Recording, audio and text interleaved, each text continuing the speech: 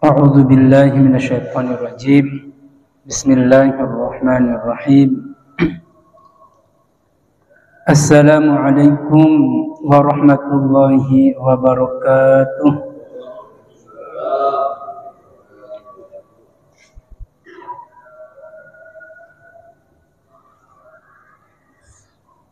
Alhamdulillahi rabbil alamin. Wassalatu wassalamu ala asrafil anbiya'i wal mursalin wa ala alihi wa ashabihi wa man tabi'ahu huda, amma ba'd. Rabbi zidna ilman warzuqna fahman. Rabbi israh li sadri wa yassir li amri wa hlul 'uqdatam min lisani yafqahu qawli. Amin. Nawaina ta'alluma wa ta'liman ibtigha'i wajhillah wa mardatillah. Amin. Hadratul mukarramin, para alim ulama, para asatidah, wabil khusus yang sama-sama kita hormati, kita muliakan guru kita, imam kita, Al-Mukarram Ustadz Rais, juga ketua DKM kita, DKM Masjid Jami' Nurul Falah Al-Mukarram Ustadz Maulana. Singkatnya, seluruh bapak-bapak yang hadir yang tak kami sebutkan satu persatu, mudah-mudahan semuanya selalu dalam keadaan sehat walafiat. Amin ya rabbal alamin. Alhamdulillah, pada malam hari ini kita bisa bermuwajahah, bertatap muka kembali dalam rangka mengkaji, memahami kitab Al-Hikam, kitab tasawuf yang insya Allah kita akan masuk pada pasal yang ke-31. Masih lanjutan judul kemarin, perbedaan salik dan wasil, ya, yaitu orang yang masih proses dengan orang yang sampai kepada Allah. Itu namanya perbedaan salik dan wasil. Salik, orang yang meniti jalan menuju Allah, sedangkan wasil sudah sampai kepada Allah. Itu lanjutannya. Untuk lebih berkah pertemuan ini, mari kita awali dengan bacaan umul kitab suratul Fatihah. Ala hadihni wa likulli niyatin salihah wa ila hadratin nabil mustafa wa maulana Muhammadin sallallahu alaihi wasallam wa ala alihi wa azwajihi wa dzurriyyatihi wa man tabi'ahum bi ihsan ila yaumiddin.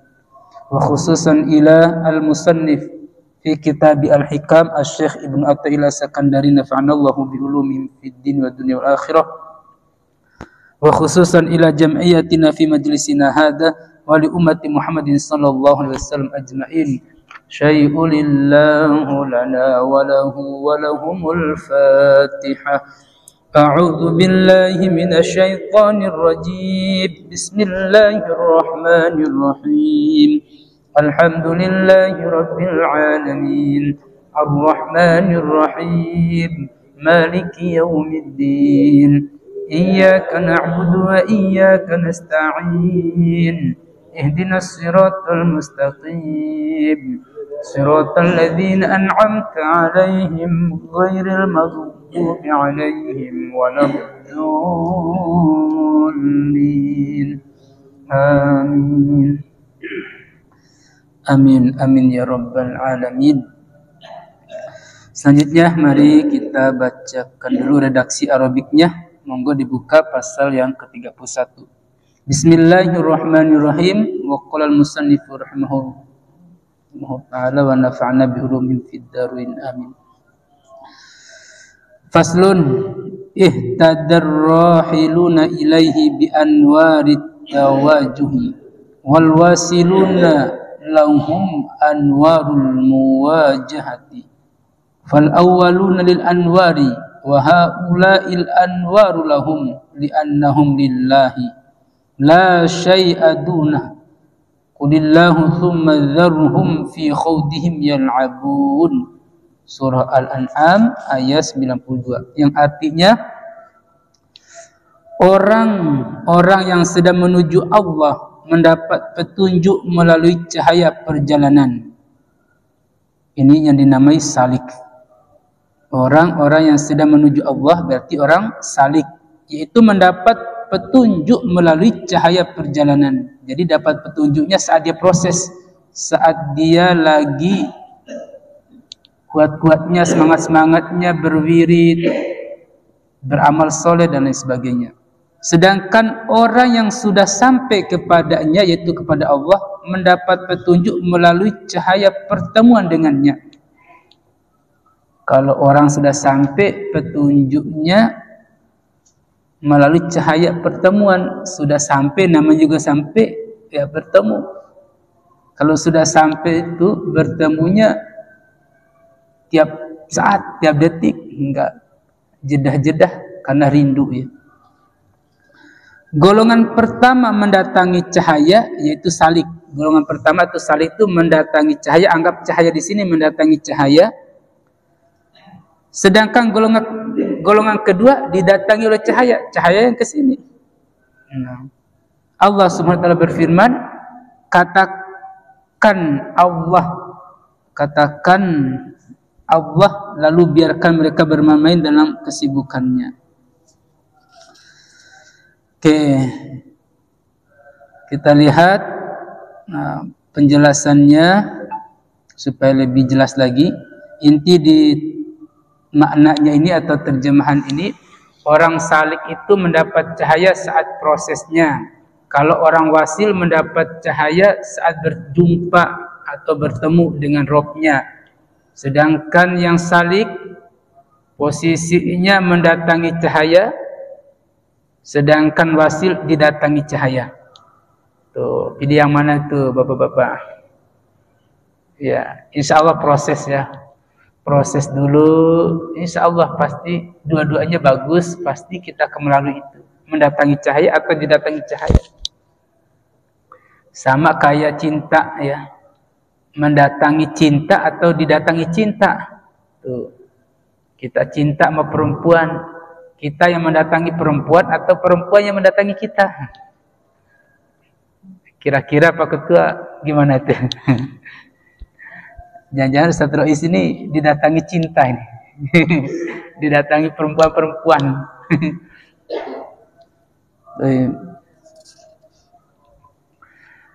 Baik, barakallah. Oke, kita lihat dulu penjelasannya. Nanti kita diskusikan. Cahaya yang didapat golongan pertama ialah cahaya yang didapat dari ibadah dan riyadah atau olah batin yang dijadikannya sebagai jalan menuju Allah. Karena biasanya perjuangan akan membuahkan cahaya di dalam hati. Dengan cahaya itu mereka akan berjalan menuju Allah. Jadi orang salik itu mendapat cahaya, tentunya cahaya Allah ya. Itu melalui ibadah-ibadahnya, riyadhahnya, amaliyahnya. Bagaimana kalau enggak riyadhah? Bagaimana kalau enggak ibadah yang enggak dapat cahaya? Itu ukuran salik ya. Insya Allah dengan cahaya yang didapat dari proses riyadhah atau ibadahnya itu juga cahaya yang membawa dia akan sampai kepada Allah, naik makamnya jadi wasil. Adapun untuk golongan kedua atau wasil, justru cahaya Allah lah yang mendatangi mereka sehingga mereka akan mudah mengenali Allah tanpa perjuangan dan susah payah. Masya Allah, ini luar biasa ya, orang yang golongan kedua, golongan wasil didatangi cahaya. Kok bisa? Apa istimewanya itu yang didatangi cahaya itu? Seperti tadi kita didatangi perempuan, apa istimewanya kita ini? Kalau kita mendatangi perempuan biasa itu ya. Tapi sekarang perempuan mendatangi kita. Wah, itu istimewa itu. Seperti Yusuf misalnya, Nabi Yusuf alaihissalam didatangi kerumunan perempuan. Apa istimewanya itu Nabi Yusuf alaihissalam? Nah, itu yang perlu kita kaji dan dapatkan ilmunya. Tuh. Kita lanjut dulu. Golongan pertama akan menjadi budak cahaya dan amat membutuhkannya untuk sampai kepada tujuan dan keinginan mereka. Sementara itu golongan kedua akan dengan sendirinya didatangi cahaya itu, sehingga ia tidak perlu bersusah payah dalam mendapatkannya. Adapun maksud firman Allah tadi, katakan Allah. Jadi kita katakan Allah, Allah, Allah, Allah, Allah, Allah gitu ya. Katakan Allah. Ialah menghadaplah kepadanya semata dan jangan cenderung kepada cahaya-cahaya atau hal-hal selainnya. Itu maksudnya kita katakan Allah itu berarti totalitas Allah jualah. Tempat kita mengabdi, tempat kita ibadah, tempat kita bersandar, tempat kita meminta, cenderung semuanya kepada Allah. Kemudian maksud biarkan mereka bermain-main dalam kesibukannya ialah bahwa tindakan memurnikan tauhid setelah menyingkirkan kebendaan merupakan sikap yang didasari hakul yakin, keyakinan yang kokoh. Sedangkan melihat kepada selain Allah hanyalah permainan dan leha-leha. Tentu itu adalah sifat orang-orang yang mahjub, yang terhalang. Maksudnya bermain-main dalam kesibukannya itu adalah orang yang di dunia ini leha-leha, di dunia ini penuh dengan kelalaian, penuh dengan hal-hal yang tidak bermanfaat, mainan dan sebagainya. Itulah orang-orang yang sibuk dalam permainannya, sibuk dalam pekerjaannya, maksudnya sampai meninggalkan ibadah, sampai tidak sempat untuk mengingat Allah, sibuk pada jabatannya sampai lupa akan yang memberikan jabatan, sibuk sama istri anaknya, sibuk sama rumah mobilnya, sibuk sama harta bendanya sampai lupa. Itu yang dimaksud bermain-main dalam kesibukannya.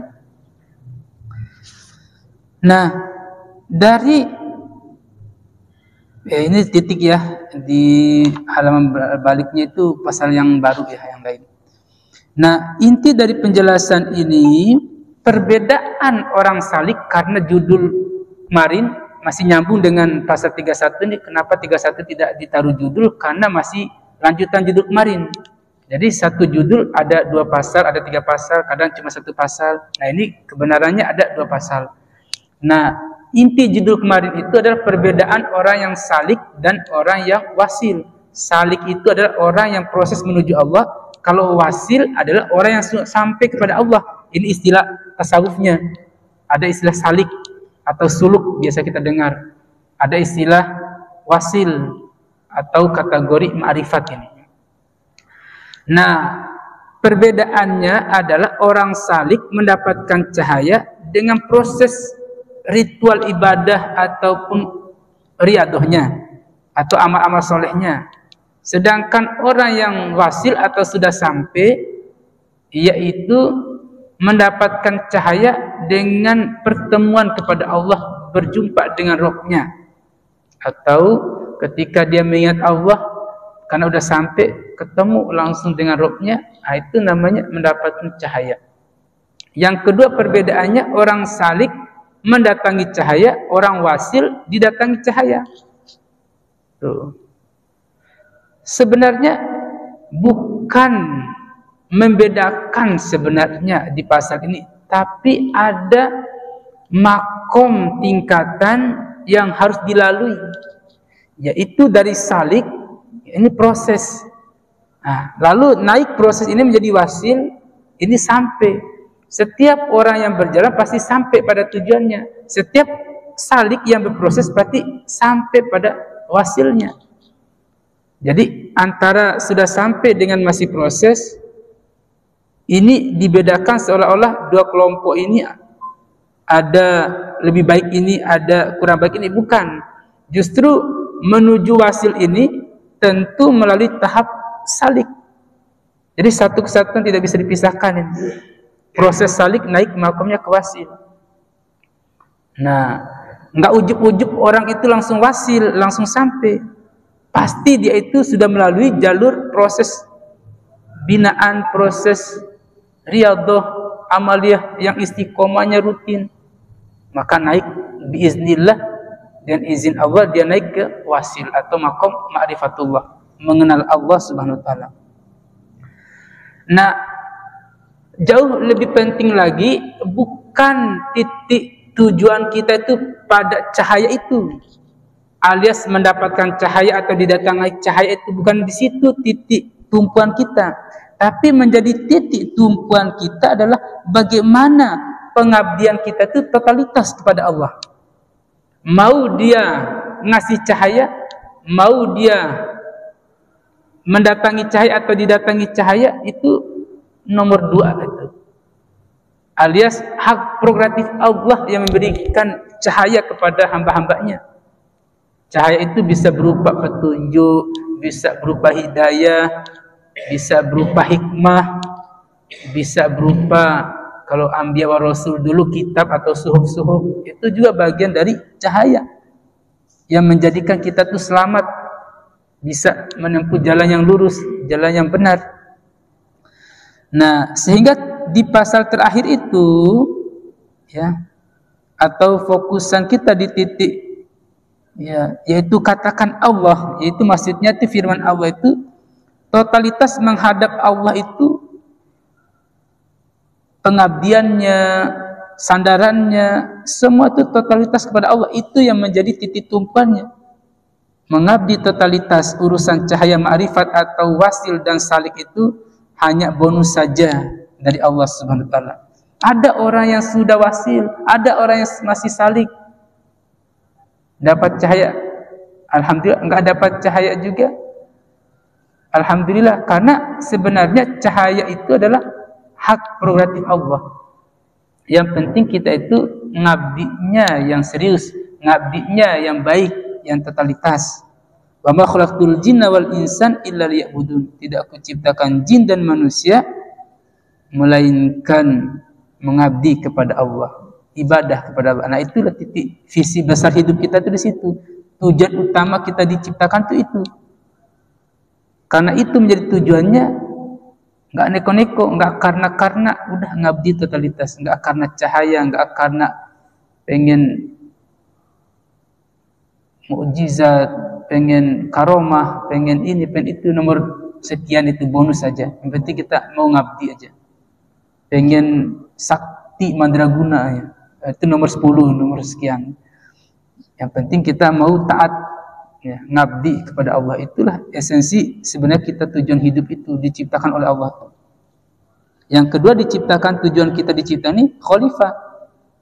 Ini ja'ilun fil ardi khalifah. Hendak dijadikan ciptaan ini, Allah ini menciptakan kita ini hendak dijadikan khalifah, yaitu pemimpin atau yang menjaga, yang mengayomi, yang merawat bumi ini. Jadi 2 esensi kita di dunia ini. Satu, ibadah kepada Allah. Yang kedua, merawat bumi ini. Karena kita ada diberi tugas untuk itu. Kitalah pemimpinnya. Enggak diberi ke jin, enggak diberi ke malaikat, enggak diberi ke hewan, tumbuhan, enggak. Manusialah penghuni bumi itu yang menjaganya. Maka karena kita diberi amanah itu, kita jangan merusak bumi ini, jangan merusak lingkungan hidup ini. Ya, itulah esensi juga kita diciptakan. Tapi barakallahu li wa lakum ajmain. Itu dulu sebagai pengantar diskusi kita. Mari kita diskusikan di pasal 31 ini. Yang mau bertanya boleh, yang mau menambahkan juga boleh. Tapi barakallahu. Monggo Bapak-bapak, silakan. Yang dimaksud dalam ayat Al-An'am ini, saya Allah Subhanahu wa taala sudah memberikan hidayah taufik bahkan ilmu kepada orang yang meraih nur menuju Allah, siapa orang yang bisa langsung didatangi oleh Allah, tapi tergantung dengan hidup manusianya. Kalau ada seperti manusia yang sudah berusaha meraih hidayah, meraih nur, dan didatangi hidayah atau didatangi nur, tapi dia tidak meyakini dan tidak apa, itu tadi kuncinya adalah keyakinan yang disebut dalam orang melihat di alam dunia ini, dia tidak memikirkan bahwa dirinya itu akan berjumpa dengan yang penciptanya, sehingga pada kesimpulannya mereka itu lalai terhadap apa yang sudah dia raih. Kuncinya yang ditanyakan memaksudkan apakah nur dengan hidayah itu unsurnya sama dengan keyakinan. Silakan. Barakallah, luar biasa ini pertanyaannya. Nur dan hidayah ya. Apakah sama? Oke, sebenarnya ini nih satu kesatuan ya, bukan dibedakan. Jadi Allah itu memberikan atau menurunkan kalamnya, yaitu Al-Quranul Karim. Makanya di surah Yasin itu Allah bersumpah, Yasin wal Qur'anil Hakim, wal Qur'anil Hakim, demi Al-Quran yang penuh hikmah.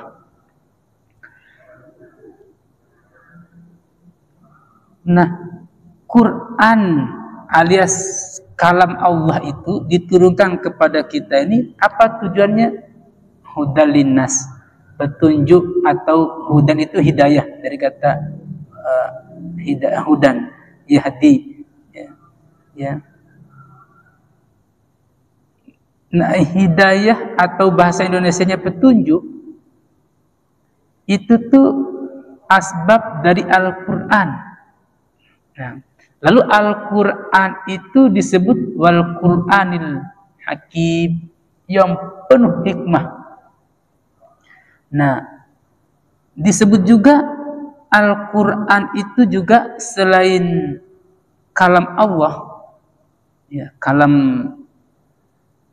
kalau disebut kalam itu dalam ilmu ulumul Quran itu dua, ada kalam dzati, ada kalam samawi. Itu klarifikasinya. Kalam dzati itu masih berbentuk nur atau cahaya, sedangkan kalam samawi itu udah berbentuk huruf, udah berbentuk yang kita lihat ini. Nah, proses pengambilan Jibril alaihissalam dari Lauhil Mahfuz untuk kalam dzati ini masih berbentuk nur, makanya yang ngambil itu suci, la yamassu ilal mutahharun, tidak boleh menyentuh melainkan dalam keadaan suci. Nah, tafsirnya di sini adalah malaikat Jibril yang mengambil pada saat, atau yang menyentuh pada saat kalam dzati ini. Nah, kalam dzati ini berbentuk nur. Nah, lalu turun kepada baginda Rasul ini yang berbentuk nur tadi. Jibril lah yang menyampaikan wahyu ini dengan aneka ragam bahasa. Ada bahasa angin, ada bahasa suara, ada bahasa tulisan, ada bahasa pepohonan, bebatuan dan sebagainya. Jadi enggak langsung berbentuk huruf begini. Lalu diterimanya oleh baginda Rasul itu dengan kalam samawi namanya.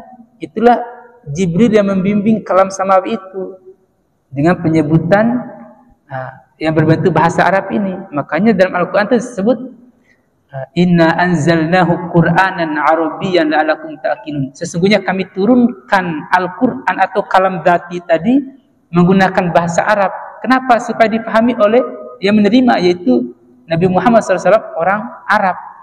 Nah, makanya disebut kalam samawi ini dari kalam dzati itu bentuk nur, nurun kepada baginda Rasul menjadi kalam Arabi, namanya kalam samawi, kalam Arabi yang berbentuk bahasa Arab.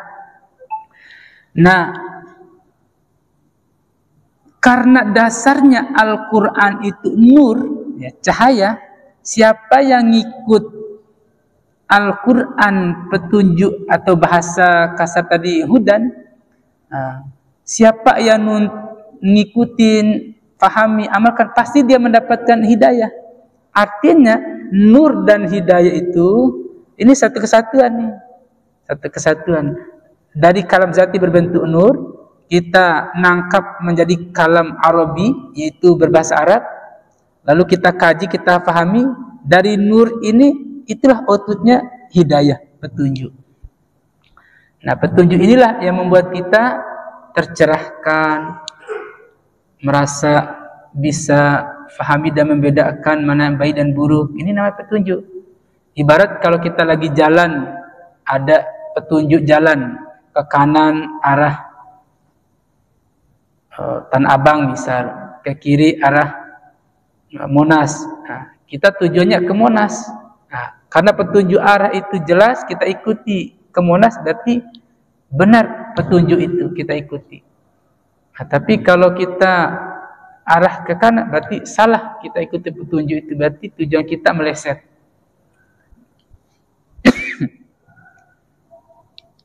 Artinya kalau dibuat lapisan atau lingkaran, ini nur, ya ini hidayah. Jadi satu kesatuan. Muaranya dari Allah. Semuanya sumbernya baik nur, hidayah, atau bahkan tambah luasnya lagi taufik, ma'unah dan sebagainya, itu adalah sumbernya dari Allah Subhanahu wa taala.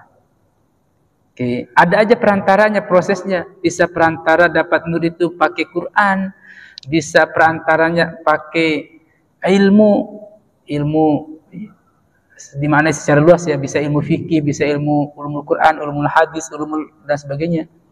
Bisa juga dapat petunjuk hidayah itu melalui pengalaman ya. Kita banyak pengalaman, itu namanya berguru dengan pengalaman. Jadi banyak asbab untuk mendapatkan hidayah. Ya. Ada yang rutin Quran, dapat hidayah melalui Quran. Ada yang rutin sedekah, dapat hidayah melalui sedekah. Ada yang rutin solat, dapat hidayah melalui solat. Ada yang puasa, rutin, dapat hidayah melalui puasa. Ada yang senang umroh, dapat hidayah melalui perjalanan spiritual umrohnya. Ada yang suka diskusi aja, itu dapat hidayah melalui diskusinya. Ada juga yang suka zikir, thariqah, itu bisa dapat hidayah melalui situ. Banyak aspek untuk mendapatkan petunjuk hidayah itu. Kalau kata Imam Al-Ghazali, ya, petunjuk itu katanya, atau di kitab Bidayatul Hidayah itu, ya, di mana ada kebaikan itu, di situ ada petunjuk. Bukan di Quran saja atau di solat saja. Di mana ada kebaikan, di situ ada petunjuk. Ya. Likulli khairin hidayah. Di mana ada kebaikan itu, di situ ada petunjuk atau hidayah. Dan sebaliknya, di mana ada keburukan, di situ ada kegelapan. Likulli sayyi'atin fujur, ya. Di mana ada keburukan, di situ ada fujur atau kesesatan dan kegelapan. Makanya Al-Qur'an itu menyebut di surah Asy-Syams itu fujuruha wa taqwaha. Ada dua diberi jalan itu, fujur kegelapan, taqwaha terang benderang. Apa tuh bunyi lengkapnya itu? Wa nafsi wa ma sawaha fa'alhamaha fujuraha wa taqwaha. Diberi dua pilihan, jalan gelap atau jalan terang. Lalu lanjutnya, qad aflaha man zakkaha. Sungguh beruntung orang memilih jalan yang baik atau yang terang benderang. Wa qad khaba man dassaha. Dan sungguh rugi orang yang memilih jalan yang gelap. Jadi kita ini sebenarnya tiap saat itu ikut dua itu. Kalau enggak jalur fujur, ya jalur takwa. Kalau kata Imam Syafi'i menguatkan lagi, wa nafsuk ilam tasghalaha bil haq fasyagalatka bil batil. Ingatlah dirimu di putaran waktu 24 jam itu, jika engkau tidak disibukkan pada kebaikan, pasti kau akan disibukkan pada keburukan. Wa nafsuk ilam tasghalaha bil haq, jika tidak disibukkan pada kebaikan, fasyagalatka bil batil, maka kau akan disibukkan pada keburukan. Enggak ada yang abu-abu.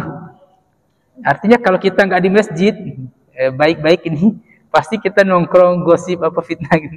Jadi putaran 24 jam itu putarannya baik atau enggak buruk. Nah, sungguh beruntung orang yang putaran 24 jam itu baik, dan sungguh rugi putaran 24 jam itu kalau buruk. Dan tentunya ada konsekuensinya. Yang baik sampai pada jalan yang diridhai oleh Allah, sampai titik nikmat yaitu surganya, dan yang buruk juga sampai pada jalan yang dijanjikan yaitu nerakanya Allah SWT. Muaranya, konsekuensinya ke situ. Barakallah. Itu dari Ustaz Rois tadi ya. Barakallah. Cukup ya? Aman? Aman. Oke, monggo barangkali ada lagi yang lain?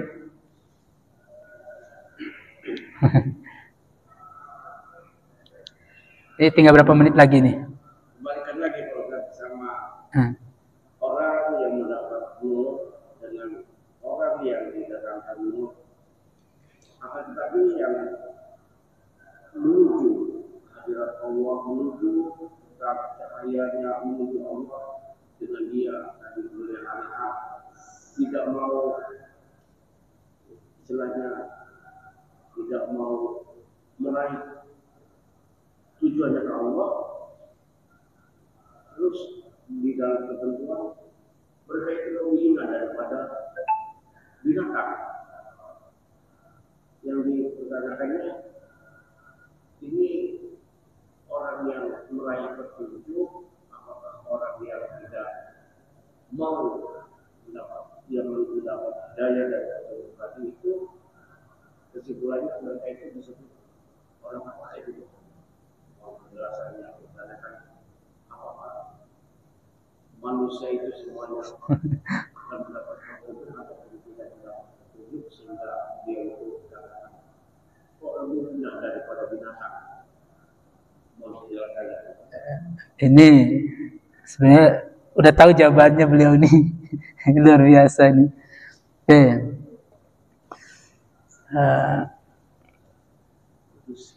Jadi jawaban singkat dulu ya, jawaban singkatnya dulu. Al-Quran menjawab, Inna Allah la yahdi man ahbabta, walakin Allah yahdi man yasha. Sesungguhnya ini asbabun nuzulnya tentang baginda Rasul ini yang memaksakan diri untuk dapat hidayah pamannya Abu Thalib. Turun ayatnya langsung, Inna Allah la yahdi man ahbabta. Wahai Muhammad, sesungguhnya hidayah itu diberikan bukan kepada orang yang engkau cintai, walakin Allah yahdi man yasha. Sesungguhnya hidayah itu adalah atas izinku atau kehendakku. Ada kata-kata man, itu siapa? Man yasha, siapa yang dikehendaki. Nah, posisi ada pendapat-pendapat baik dari faham-faham ya. Kita ambil saja dulu ya Qadariyah ya. Ada faham Jabariyah, ada Qadariyah. Nah, kita ambil aja dulu Qadariyah ya. Kata man di situ adalah yang dimaknai siapa, yaitu orang, bukan binatang di situ ya. Tapi man di situ siapa yang dikehendaki, berarti manusia ini. Artinya manusia yang berusaha dirinya untuk mendapatkan hidayah, itulah yang Allah kehendaki hidayah. Dia membuat dirinya, misal nih, selalu ke masjid, membuat dirinya selalu menutup aurat, selalu menjaga perkataan, perbuatan, selalu berbuat baik. Berarti proses dia berbuat seperti itu tuh sedang menghendaki dirinya mendapatkan hidayah, kata man. Maka itulah yang Allah berikan hidayah, enggak ujub-ujub. Di ayat lain juga Allah menyebut wa yahdi may yasha wa yaghfiru liman yasha. Ketika pengampunan juga man yasha. Fa yaghfiru liman yasha wa yu'adzibu man yasha. Di saat azab juga dia ada kata man. Artinya siapa yang berusaha dirinya bertaubat, mohon ampun kepada Allah terus menerus, sejatinya dia sedang menghendaki dirinya untuk diampuni oleh Allah. Maka itulah yang Allah kehendaki mendapat ampunan. Enggak ujub-ujub langsung diampun. Kemudian wa yu'adzibu may yasha, ketika posisi azab juga kata man juga, may yasha yang dikehendaki, siapa yang dikehendaki. Artinya kalau ada orang yang selalu berbuat zalim, selalu bermaksiat, selalu ya segala macam ya kemaksiatan, kezaliman, sejatinya dia sedang hendaki dirinya untuk diazab. Maka inilah yang Allah kehendaki untuk mendapat azab. Maka kembalinya itu keman itu. Artinya sebelum lebih menjurus ke pertanyaan, semua hidayah, semua ampunan, semua azab itu ada unsur dari kita sebagai manusianya, itu mannya tadi, sebagai manusianya. Ini menurut paham Qadariyah, sebab Qadariyah ini bermuara pada pandangan segala sesuatu ada hubungannya dengan ulah kita ini, ulah perbuatan kita ini. Ada sebab dan akibat istilahnya. Nah, sedangkan mengenai manusia yang tak mau mendapat petunjuk hidayah, apakah makomnya binatang dan sebagainya itu ya.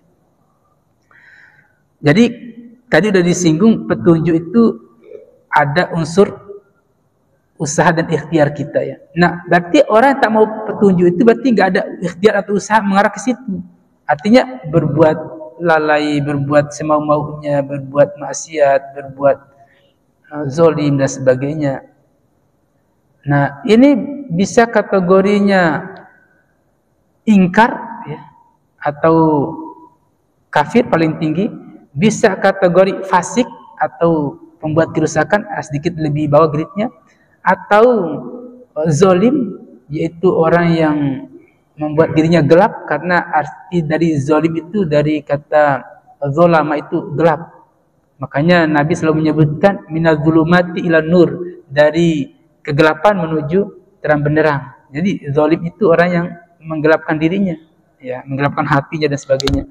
Atau kategori lebih bawahnya lagi, ya setelah zalim, ya mufsid misalnya, itu lebih ekstrim lagi ya, orang yang membuat kerusakan di muka bumi ya.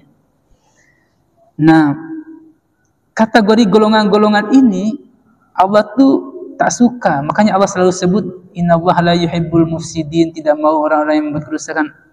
Wallahu la yuhibbul zalimin, misalnya itu Allah tidak suka orang zalim. Wallahu yuhibbul, apalagi tadi fasiqin, orang-orang yang fasik. Apalagi kafirin sering disebut ya.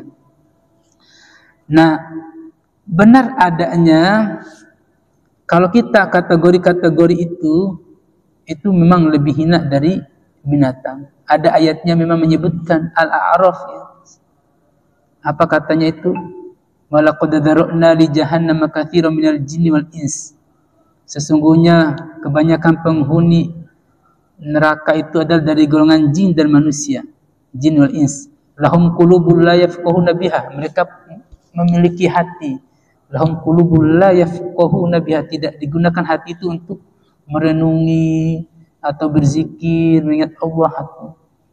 Lahum a'yunul la yubsiruna biha. Mereka memiliki mata tapi tidak digunakan untuk melihat kebesaran Allah, ciptaan Allah, Al-Quran dan sebagainya.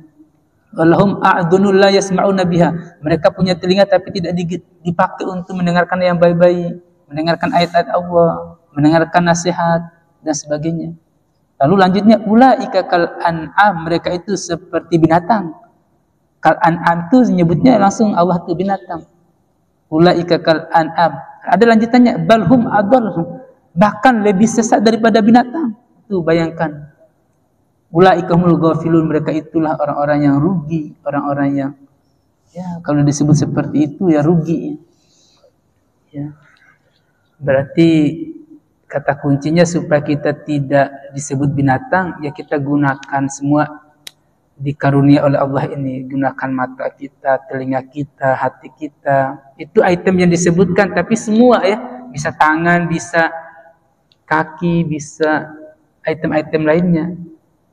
Tuh. Maka kita gunakan pada hal-hal positif atau hal-hal yang baik. Kalau kita gunakan atau tidak gunakan, ya, kalau kita gunakan pada negatif atau bahkan tidak digunakan, nah itu Al-An'am kita nih. Surah yang ke-6 Al-An'am, binatang. Jadi luar biasa. Ini Al-Quran sendiri kan nyebutnya. Jadi Satu Rais itu suka ini mancing-mancing. Khawatir ada yang tersinggung nih, yang nggak mau ke masjid berarti binatang. Jadi ya istrinya begitu, yang tak mau dengerin ngaji, yang tak mau ikut pengajian, yang tak mau menerima nasihat, diajakin baik nolak, bahkan malah istri mandia, itu binatang. Itu Al-An'am. Al-An'am. Yang ngeri itu ya. Yang mudah-mudahan kita dijauhkan dari An'am ini ya. An'am. Tapi sebenarnya kita itu juga aslinya itu hewan. Kita ini juga binatang aslinya. Kata fikih itu al-insanun hayawanun natiq. Manusia itu adalah hewan yang berakal. Berarti dasar kita ini ada kebinataannya. Cuma ada akal, jadi membuat kita menjadi lebih mulia. Kalau aslinya binatang itu nggak ada akal, jadi memang begitu keadaannya. Tuh.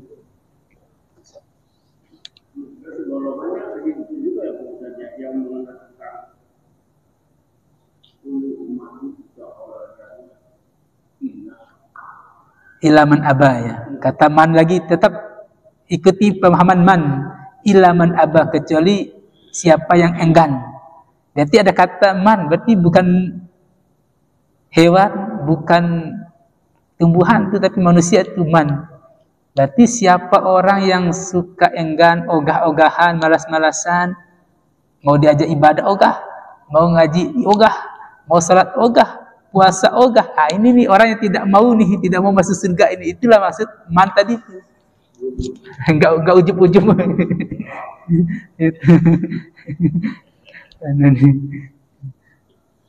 Jadi soroti mannya itu man aba. Illa man aba. Kata baginda Rasul, illa man aba.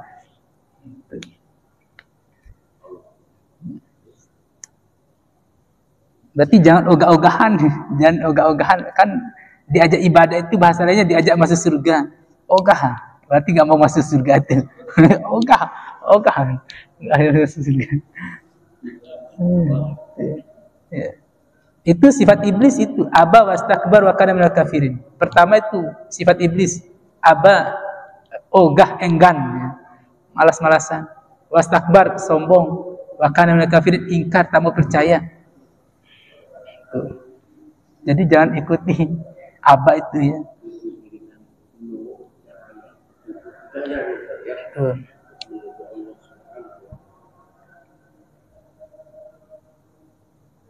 Barakallahu li wa lakum ajma'in. Ada lagi? Kita cukupkan? Masih ada berapa menit?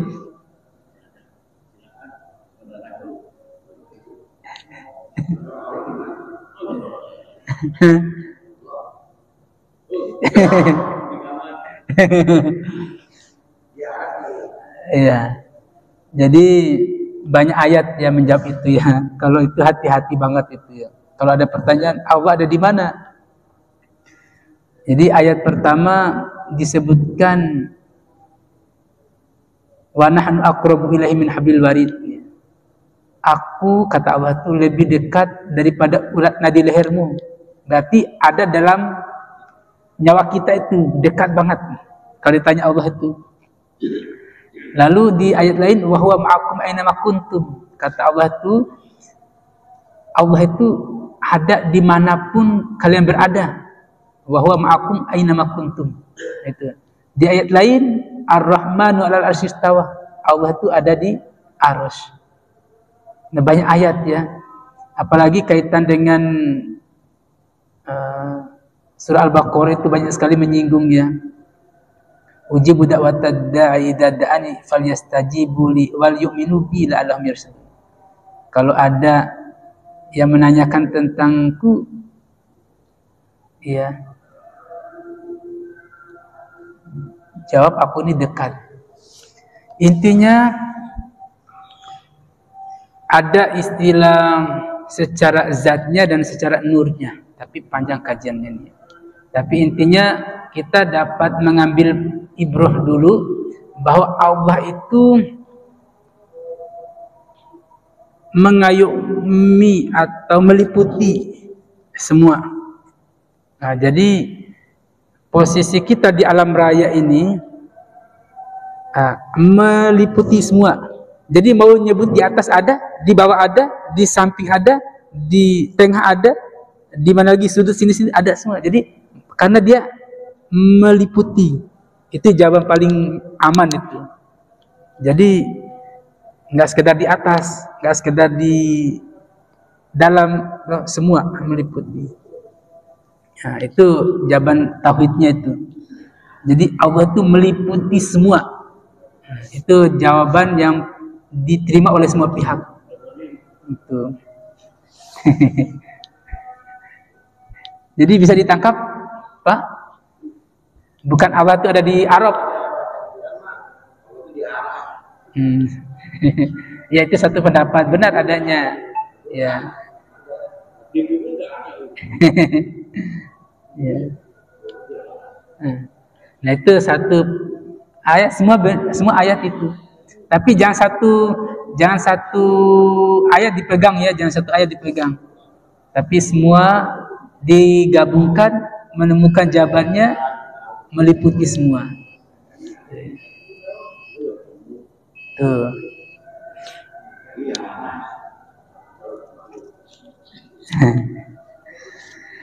Oke, barakallahu wa lakum ajmain. Ini dulu yang kita dapat ngaji bareng. Insyaallah kita lanjutkan di lain waktu. Kita akhiri dulu, kita tutup dengan doa seperti biasa. A'udzu billahi minasyaitonir rajim. Bismillahirrahmanirrahim. Wal 'asri innal insana lafi khusr illa alladziina aamanu wa 'amilus solihati wattawassaw bil haqqi wattawassaw bis sabr. Shadaqallahul 'azim. Subhanakallahumma wa bihamdika asyhadu an la ilaha illa anta astaghfiruka wa atubu ilaik. Walhamdulillahirabbil alamin. Demikian, terima kasih atas segala perhatian, mohon maaf atas segala kekurangan. Akhirul kalam, wabillahi taufiq wal hidayah. Wassalamualaikum warahmatullahi wabarakatuh.